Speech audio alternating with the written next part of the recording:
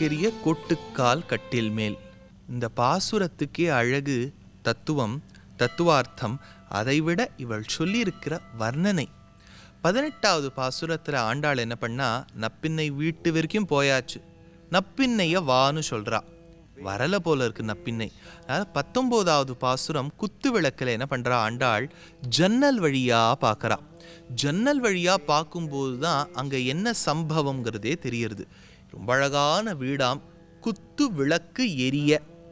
நீங்கள் கேரள பிரதேசத்துக்கெலாம் போனேன்னா கோவில்களில் ஒரே வரியில் அழகாக விளக்கேற்றி வச்சுருப்பா, குத்து விளக்கெரிய. அந்த மாதிரி வீடு முழுக்க அழகழகாக ஜோதிஷி எரிஞ்சுன்னு இருக்கான். சின்ன சின்ன சின்ன அழகழகான வழக்குகளாம், அதெல்லாம் எரிஞ்சுன்னு இருக்கான். கோட்டுக்கால் கட்டில் மேல், சாதாரண கட்டில் அல்ல, ஆனையின் தந்தத்தால் செய்யப்பட்ட ஒரு கட்டில்.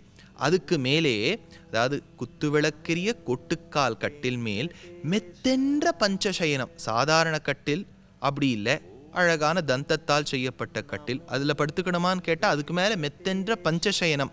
அழகா சுகம், நித்ரை, நன்னா அந்த வாசனை, கந்தம் எல்லாத்தோடையும் கூடிய ஒரு படுக்கை. அதுக்கு மேலே ஏறி அதில் பகவான் என்ன பண்ணிட்டு இருக்கார், நப்பின்ன இங்கே படுத்துன்னு இருக்கா. அவளுடைய கொங்கை மார்பு தடங்கள் மீது இவர் தன் தலையை வச்சு படுத்துன்னு இருக்கார். எப்படி இருக்கு, இவ படுத்துன்னு இருக்கா, இவர் தன் தலையை வச்சுன்னு இருக்கார். ரொம்ப அழகா ஒரு வர்ணனை சொல்றா ஆண்டாள். அப்பேற்பட்ட நப்பின்னையே கொஞ்சம் கிருஷ்ணரையும் எழுப்பிட்டு நீ எனக்காக வந்து அருள் புரியேங்கிற ஒரு வார்த்தை இந்த பாசுரத்தில் இருக்கு.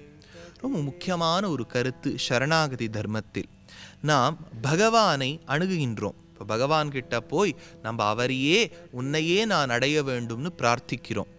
உன்னையே நாம் அடைய வேண்டும்னு சொன்னால் அவர் சாதாரணப்பட்டவர் அல்ல, ரொம்ப மேம்பட்டவர். நம்ம குற்றம் குறைகளையே பார்ப்பார்.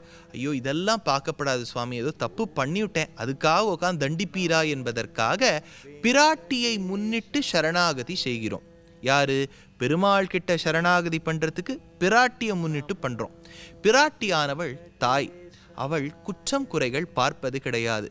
ஏதேனும் இருப்பினும் அதை மன்னிக்க வேண்டும் என்பதுதான் அவள் பிரார்த்தனை. அதனால அவளை முன்னிட்டு பண்ணுவோம்.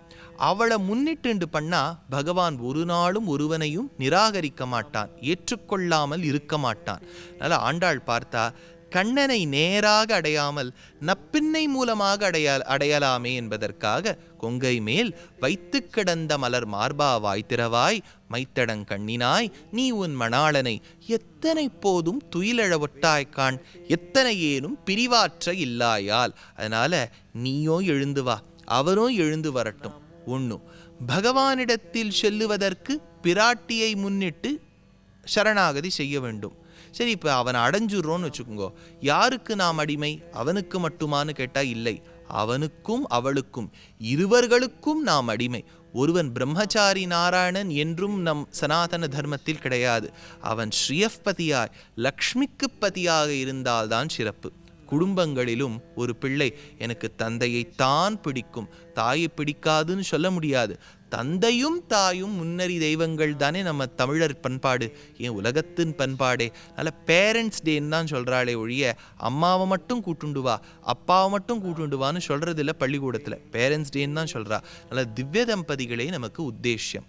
இன்னொரு கருத்து, சிலர் கூறுவார்கள், நாம் ஜீவாத்மாக்கள், அவனும் பரமாத்மா, ரெண்டும் அஜ்ஞானம், அதாவது ஜீவாத்மாவுக்கு இருக்கக்கூடிய அஜ்ஞானம் துளைந்தால் அவனும் இவனும் ஒன்றுதானே என்று சொல்லுவார்கள். அதற்கு வேதத்தில் ஒரு வாக்கியத்தை உதாகரிப்பார்கள். தத்துவம் அசி, தத்துவமசி என்கின்ற வாக்கியத்தை.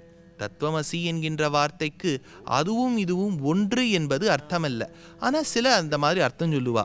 அர்த்தம் என்னன்னா, அவனுக்கு நீ அந்தர்யாமியா இருக்கிய பகவானேங்கிறது ஒரு அர்த்தம். அதே போல் இவன் ஜீவாத்மா பரமாத்மாவுக்கு ஷரீரம் என்று அர்த்தம். தத்துவமசின்னு இருக்கோனோ, இந்த இடத்துல ஆண்டாள் பாடும்போது தத்துவம் அன்று, தத்துவம் அன்றுன்னு பாடுறா. பாடும்போது பாருங்கோ, தத்துவமசின்னு இருக்கு, இந்த இடத்துல தத்துவம் அன்று, தத்து துவம் அன்று இது ரெண்டும் ஒன்று கிடையாது. எது? பரமாத்மாவும் ஜீவாத்மாவும் ஒன்று கிடையாது. பரமாத்மாவும் ஜீவாத்மாவும் வேறே. நாம் அவனுக்கு என்றென்றும் தொண்டு செய்தே இருக்க வேண்டும். நான் தான் சொல்கிறோம், service to mankind is service to God.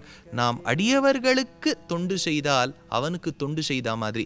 ஏன்னா இந்த அடியவர்கள் அவனுக்கு சரீரமாக தானே இருக்கிறார்கள். அவனுக்கு செய்தால் என்ன, இவர்களுக்கு செய்தால் என்ன.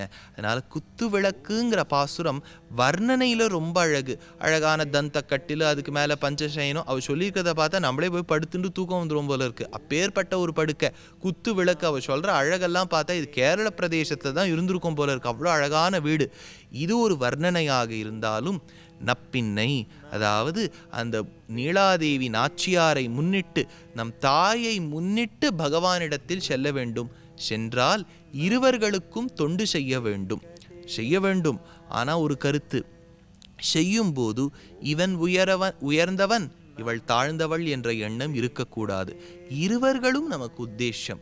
அதனால் அந்த உத்தேசிய பாவத்தை, தாயும் தந்தையும் ஒரு சேஷி தம்பதிகள் என்கின்ற பாவத்தை நாம் கொண்டு வந்து நிறுத்தினால்தான் ஆண்டாள் இந்த பாசுரத்துக்கு அர்த்தம் நன்றாக புலப்படும். அதுபோல் ஆண்டாள் 18வது பாசுரத்தில் அவளை வர சொன்னா, இந்த பாசுரத்தில் பார்த்துருக்கா.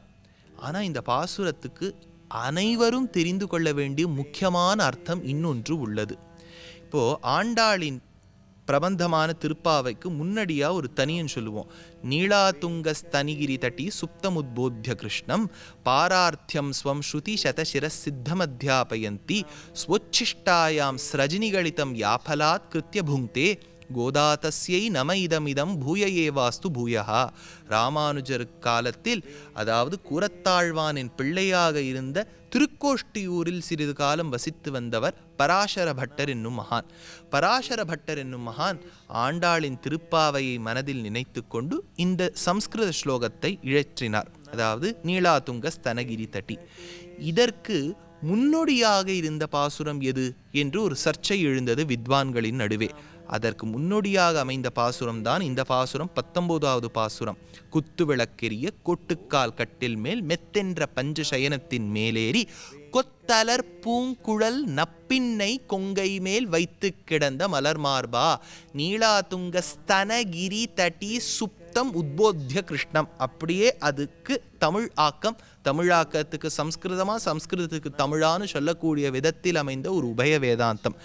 இந்த ஸ்லோகத்தை அல்லது இந்த பாசுரத்தை, வடமொழி தெரிந்தவர்கள் ஸ்லோகத்தை, தமிழ்மொழி, நம் தமிழ் மொழியை தெரிந்து கொண்டவர்கள் இந்த 19வது பாசுரத்தை ஏதேனும் ஒன்றை சொன்னால் கல்யாணமாகாத பெண்களுக்கு கல்யாணமாகும் என்பது நம் பூர்வர்களின் நிர்வாகம். அதனால் இந்த பாசுரத்தையும் ஸ்லோகத்தையும் மனதில் நினைப்போம் என்று சொல்லி நன்றி.